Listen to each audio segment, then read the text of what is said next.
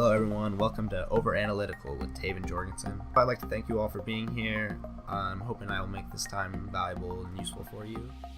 The goal of this podcast is to spread my philosophy of interest and curiosity around these complex and abstract ideas. I'm hoping to stimulate and grow the conversation on these matters. I think it has a lot of benefit, and I think you'll see that if you stick around and listen. Yes, Jon Snow's a Targaryen. Yes, he's the child of Lyanna Stark and Daenerys' older brother. Yes, that means he probably should be in line for the Iron Throne. Welcome back to Over Analytical with Taven Jorgensen. You probably should have known there were spoilers before you clicked on this episode. So the first thing I'm going to talk about in my Game of Thrones theory for what's coming for the next season is the Azor Ahai and this idea of the Lord of Light. It's talked about throughout the entire show. Most of you watch it, which at this point, if you don't watch Game of Thrones, I don't even know why you're on this video, and you really just shouldn't be on it. The Azor Ahai, who it's the prophecy, right? It's the prophecy of the person who, I believe there's a number of things. They're supposed to be Targaryen blood. They're supposed to have dragons. They're supposed to have like a Lord of Light sword. They're supposed to have there's like 6 different things, qualifying factors.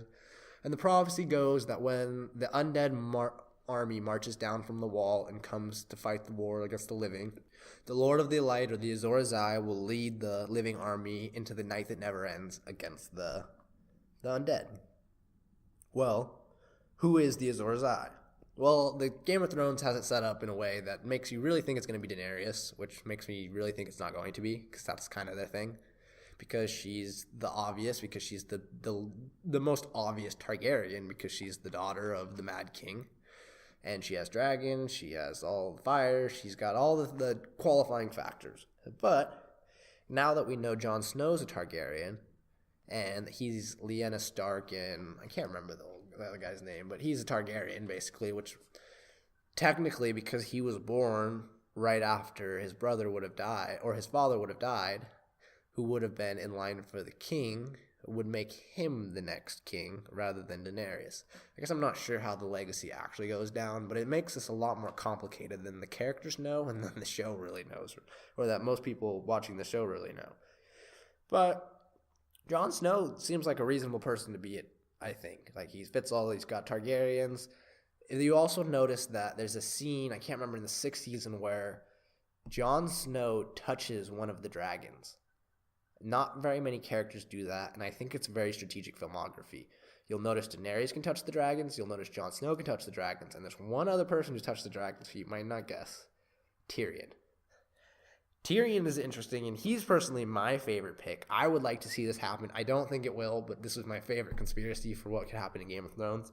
If Tyrion Lannister is actually a Targaryen, and there's sort of a root in this, because I believe it's either in the books or they might have referenced it in the show. But there was a rumor that Tywin Lannister's wife left and cheated with a Targaryen, and right around the time that Tyrion was born. And I don't know if you've noticed, but Tyrion is little and does not look like the pretty blonde Lannister's other children, like his siblings.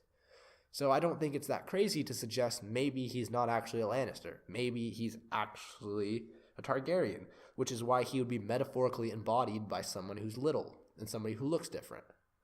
And it would also explain the subconscious resentment that is clearly there from his dad, Tywin Lannister, which ultimately leads to Tyrion killing him.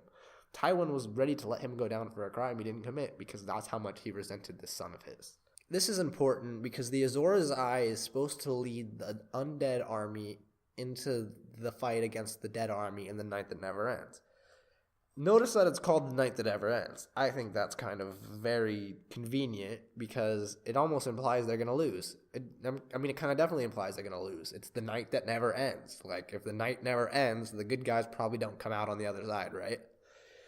Well, this is where I kind of think it's interesting. This is the theory I think makes the most sense given what we know about the show and the direction it's going. I think you're going to find that Dany and Jon Snow are actually a combined duo, and they represent the Lord of Light. I don't think it's a one individual. I think it's 2. And I sort of think this because Dany, she's the one with the fire, with the dragon. She's always been that person. And then you have Jon Snow, the bastard of the North, who was given the name Snow, even though he's truly Targaryen.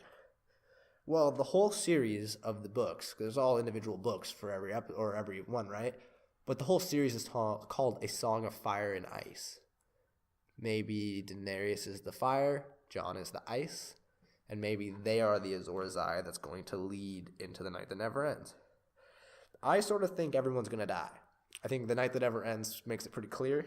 I see the only way the living actually can beat the undead army, especially the undead dragon, is with Bran's little surviving superpower thing where he can roll his eyes back in his head and control monsters. Well, I don't know what it has to do with the time loop, because he's always referenced that he has some sort of time manipulation. He's got something going on that doesn't make sense, so there's obviously always a narrative in which he could utilize that in some way that leads to a prosperous path that we might not see initially. But I also think it makes the most sense for him to either take control of the Night King or take control of the Night Dragon and then use that against them, or to lead them back over the wall with that. It's also kind of interesting because of the legend of Bran the Builder. Bran the Builder, not Bran Stark, the one I'm referring to. Bran the Builder is the hypothetical person who cast a magic spell that rose the wall separating the living from the dead. The great wall we always talk about, the Wall of the North. Well, it seems odd to me that characters in this very specific universe with very random names, it appears, where somebody took the time to write multiple languages for different races of people in the book, happen to name two of the characters the same without it meaning something significant. It would be crazy to me to think that Bran Stark is not Bran the Builder. So because Bran Stark has this little time thing where he can go back in time and control whatever, how would it not make sense for him to also be the same Bran the Builder that originally put the wall up? So what I sort of think is Game of Thrones might be operating in some sort of time loop. And I think that you're going to see the Azor Ahai, Jon, and Daenerys lead into the fight that never ends. They're probably going to lose, and then Bran's going to pull some crap, and he's going to turn it all around, and we're going to reset the whole entire story of what happened in the Game of Thrones. But this narrative also seems way too convenient for a plot that we know loves to throw misdirection and loves to send us down rabbit holes that make no sense. Like, how many times did they develop hours and hours of characters just to kill them off within seconds and never think twice about it? It's something they love to do, and I think it'd be crazy to think that they're not also doing it now. I don't even watch the trailers currently because I don't trust that they're not trying to manipulate me into another way. I just watch the straight footage, and I'm just basing it off of what I see. Another sort of side theory, I guess, that I'll address is Jaime's 100% going to kill Cersei. I think it would be crazy to think that Jaime isn't going to do that. His whole character archetype through the entire show, from the moment he pushed Bran off the tower in the beginning, tie-in kind of interesting with the Bran the Builder thing. But since the time he pushed Bran off the building, almost every single act Jaime has made has been more or less self-redeeming. He hasn't completely redeemed himself, and a lot of people don't really trust him, but in the last season, you see when he finds out Cersei isn't going to cooperate with Tyrion and Dany, he rides off north to go fight in the battle for them. So he's his sister, who at this point in the show, he had done everything for. I think that another possible solution to everything is if Tyrion finally gets his way about democracy. Throughout the entire show, he's consistently been bringing up the idea of what's going to happen when Dany dies. Even if she does take the Iron Throne from Cersei, what is going to happen? Eventually, she's going to die, and the same cycle could restart itself with the Mad King and the instability. So he formulated this plan that was more or less a representative democracy like we have in our world. And that was what he's consistently been pushing throughout the whole show. It's been a very repetitive theme, and he's more or less been the voice of reason throughout everything. Because his physical embodiment isn't his superpower, he was always the drunk who reads the books. He was always the person that was the wise ass. He was somebody that said the right thing, knew the right thing, studied the right thing, because he had to be. So is it crazy to think that he won't be able to instill democracy in some way and to benefit the region far, far after Daenerys is gone? I guess I don't know how that would fit into the cycle narrative. I don't know how that would appear that... I don't know how Bran and Tyrion's democracy could work in the same universe, but Game of Thrones loves to throw curveballs. You never know where they're going to go or what direction they're going to go in, but I'm really excited to see it happen. And I guess the direction I see it all going in is sort of interesting too, is like, is he going to ever finish the books? Like, we're past the books at this point. Like, not to be really grim and horrific, but he's getting old. Like, genuinely getting old, and these books take a lot of time. And like, he's been talking about finishing the next one for, it seems, years at this point, and he's still got another one or two to go after, I believe. Like, I see it very implausible that he finishes it. It almost seems like the direction HBO's taken it is completely awry from what he wanted. Like, I've seen interviews of him talking about it where he just seems so disengaged from this billion-dollar fortune of a story he just created, which doesn't make any sense. Is it realistic to think that maybe like the producers hijacked the vision and took it somewhere that he didn't want to take it? I haven't noticed the drop off in the show. I think the show's been just as good now as it's ever been, maybe even better. And I know he's been co-directing or been a part of the process, but even once we've steered clear of what the books wrote, it's still been incredible TV. I think it's some of the best TV we've probably ever seen. It's some of the best cinematography that we've ever seen on that scale. Like every one of these new episodes this season and in the last season, really, they're movies. We're watching movies every single week as episodes, and they take a long time to make, but they're some of the most rewarding, redeeming television we've ever watched. Like nothing has kept me on my feet more than Game of Thrones for as long as it has. And I guess I'm optimistic he'll finish the books because I'm optimistic that he won't leave any money on the table. That's typically kind of a theme in the world. If there's money to be made, someone's going to make it. So it would be crazy to think that either this doesn't go somewhere that turns into another show or turns into another book or turns into a prequel or turns into something else. I just think it's crazy to think that the last Game of Thrones content will be this next season. I know that the main story will probably end. I don't know how they're going to wrap it up. Like, I think there's only 12 hours of footage they have for the next season, but if you really wanted to break down each of these possible narratives I just explained, it's going to take you at least 15 hours plus or more to really display that. Like, I've heard that the battle scenes are really impeccable, and they're some of the largest scale we've ever seen, so I'm really excited about that.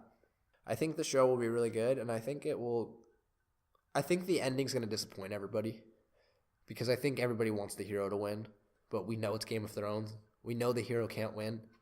Like, it's never happened before. Ned Stark, the most honorable character in the entire show, had his head cut off within the first season. Like, we know that this isn't a show that rewards good people doing good things. And up until now, up until the recent seasons, you kind of really saw a trend of if you did something good, you were probably going to be screwed over for it. And if you did something bad, you would probably benefit from it. It sort of began to turn, but you never really know. You never really know where they're going, and you never really know what behavior is going to be rewarded in that universe or how it's going to play out. But if somehow you've made it this far into my episode and you have not seen this show, I don't know why you're listening, but go watch the show. Like, a lot of this will probably make a lot more sense to you after. But check out Game of Thrones. That's all I really got for you. Sorry about the spoiler. You really should have known better. Actually, I'm not even sorry. I take that back. You should have known better. Have a great day. Hello, everyone. Taven here. I was just leaving this little clip at the end to say that we've actually started a Patreon. And if you don't know what that is, it's just like an online forum where you can donate to the show and show us encouragement. All the money we're collecting from Patreon is going to go right back into the show and hopefully getting our producers on a more legitimate work schedule and more legitimate equipment and hopefully broadcast our message even farther. So if you want to support the show, we would love your support, but we understand. We have no intention of ever putting a paywall up or anything like that.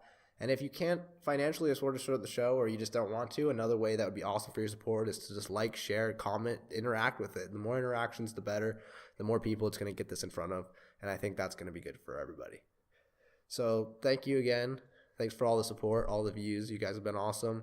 And shout out to my producer, Sam Reed. He's been putting a lot of work in behind the scenes to make this happen. Couldn't do it without him. Shout out to my secondary producer, Colin Cheney, stepping in clutch over spring break to help us get some content out and keep us on schedule. Have a great day, guys. Thank you. You just listened to the Over Analytical podcast, where all opinions are subject to change when presented with better or more adequate information. Taven does not seek to be right, but to find the objective truths to further develop the conversation.